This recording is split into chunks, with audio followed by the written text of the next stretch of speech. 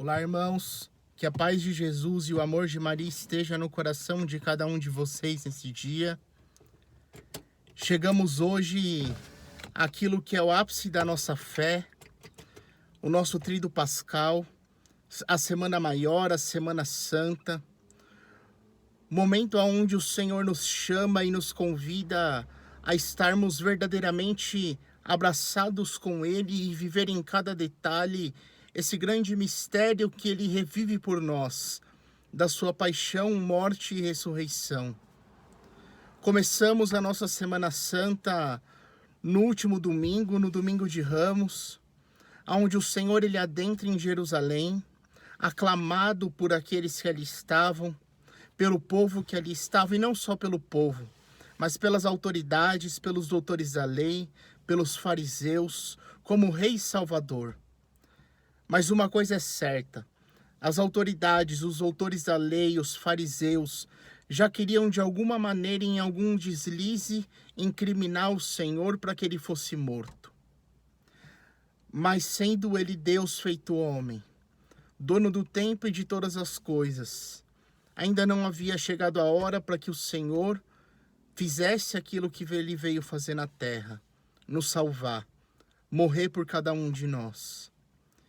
Então passamos ao Evangelho da segunda-feira, aonde o bom perfume do amor de Deus nos atrai. O bom perfume do amor de Deus nos atrai até o seu coração e nos atrai de tal forma que nós não podemos resistir de outra forma a não ser corresponder a esse amor, derramando também o nosso perfume diante da presença do Senhor. E esse perfume que nós derramamos diante da presença do Senhor, aos olhos dele, é um bom perfume e agrada também ao seu coração. E ali existe um encontro da miséria, da nossa miséria, com aquele que é a própria misericórdia, que é o Senhor.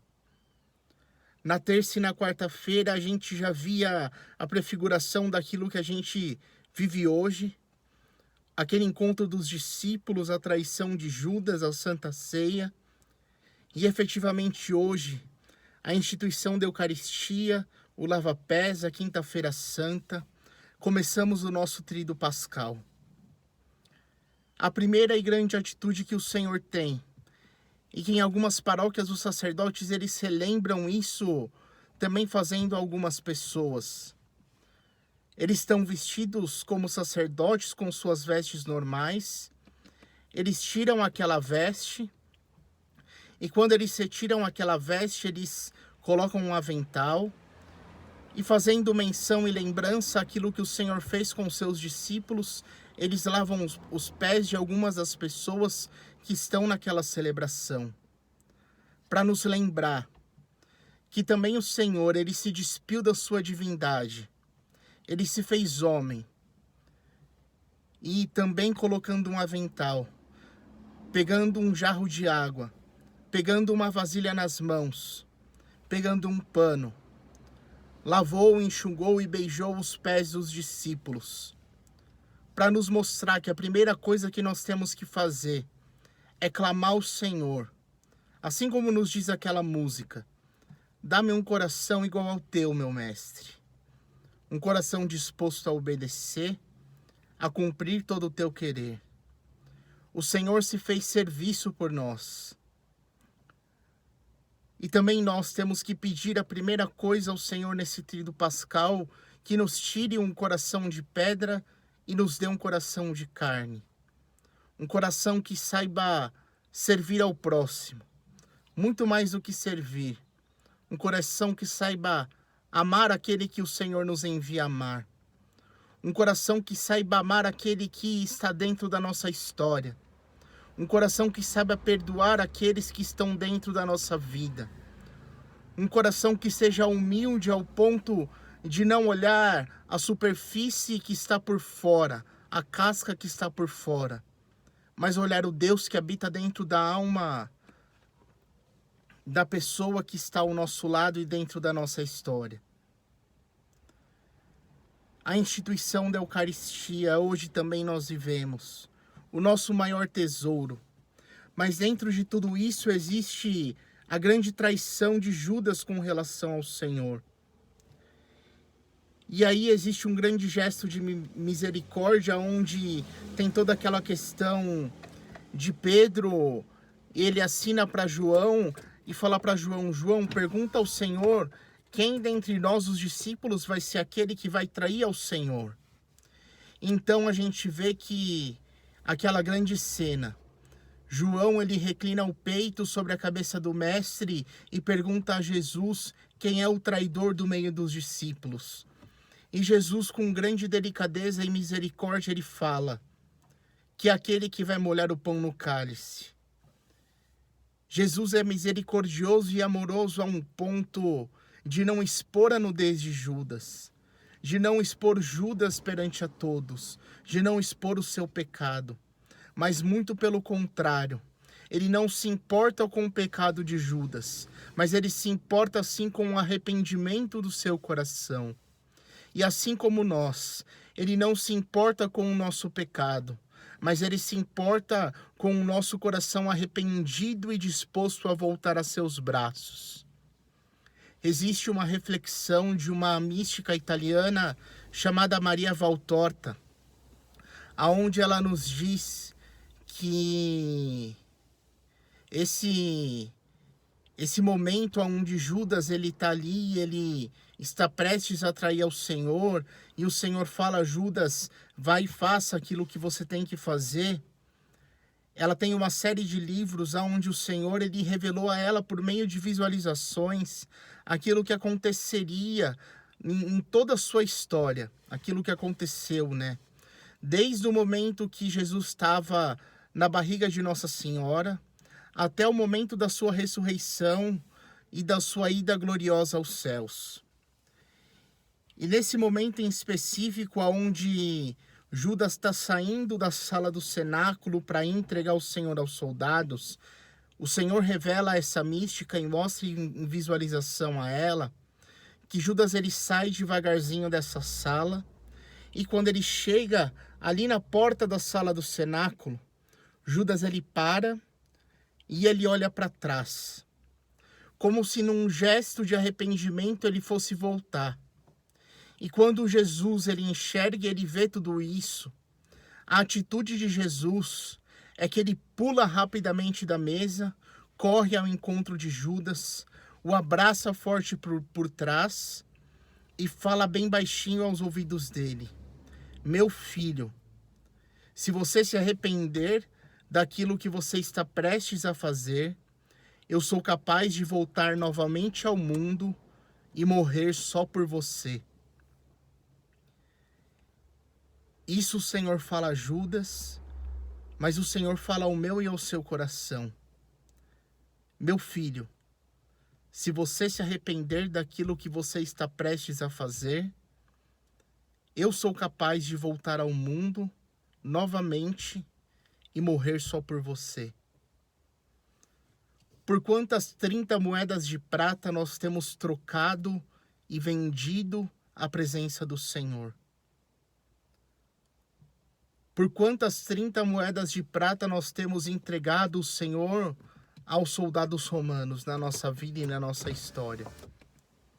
Reflitamos dentro da nossa vida quais são as nossas misérias, quais são os nossos pecados, e deixemos tudo isso nesse tempo, já entrando na Sexta-feira Santa, morrer aos pés da cruz de Jesus. A Sexta-feira Santa é o dia onde o Senhor é açoitado, é o dia onde o Senhor é esbofeteado, é um dia onde o Senhor é cusparado, sofre tudo o que sofre. E às 3 horas da tarde é o dia onde recordamos a sua morte, onde o Senhor não simplesmente é uma recordação, uma lembrança, mas onde o Senhor revive a sua cruz por mim e por você novamente. E é necessário que nesses 3 dias nós nos coloquemos no lugar desses personagens, no lugar de Judas, no lugar de João, no lugar de Pedro, para que nós vivamos realmente junto de Jesus todos esses momentos. e ali aos pés da cruz, e aquele momento onde nós beijamos a cruz do Senhor. A palavra nos diz que um soldado, ele transpassou o Senhor, e que do lado aberto de Jesus jorrou sangue e água. Os exegetas e alguns teólogos estudam, e eles dizem em seus estudos que existem na história 3 Pentecostes, de trás para frente. O primeiro que nós conhecemos, a sala do cenáculo, onde o Espírito foi derramado sobre os apóstolos reunidos com Maria. O momento onde o Senhor, já ressuscitado, chega aos discípulos e fala: a paz esteja convosco. E o primeiro dos Pentecostes é esse momento, onde aquele soldado, ele transpassa o Senhor com a lança, jorra sangue e água, e daquele momento, aquele soldado, ele diz: ele verdadeiramente era o Filho de Deus. Que ao beijar a cruz de Cristo nessa sexta-feira santa, nós possamos clamar ao Espírito Santo para que nos dê esse Pentecostes, essa certeza de que ali era o Filho de Deus, de que ali era o Senhor. E passando por todo esse momento, é momento de reflexão, é momento de, assim como nos diz o livro do Cântico dos Cânticos, estarmos esperançosos e à procura do nosso amado. Assim como aquela mulher procura o amado, aonde está o amado dela, assim também nós, aonde está o nosso amado. Estamos tristes porque aonde está o Senhor? Mataram o nosso Deus. Mas é momento de refletirmos sobre tudo o que acontece espiritualmente nesse momento. O Senhor desce à mansão dos mortos.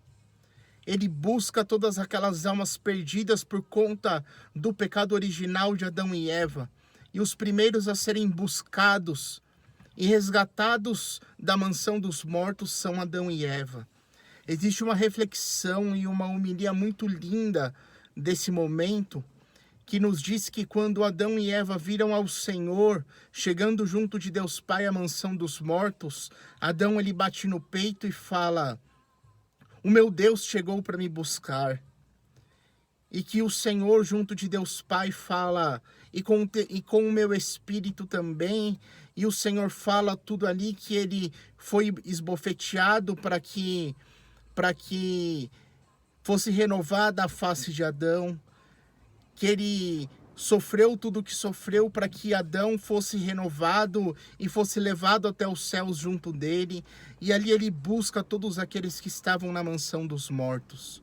O Senhor foi até aquele lugar para buscar todos aqueles que estavam presos no sábado santo. E o sábado é onde a gente vê toda a história da salvação do povo de Israel.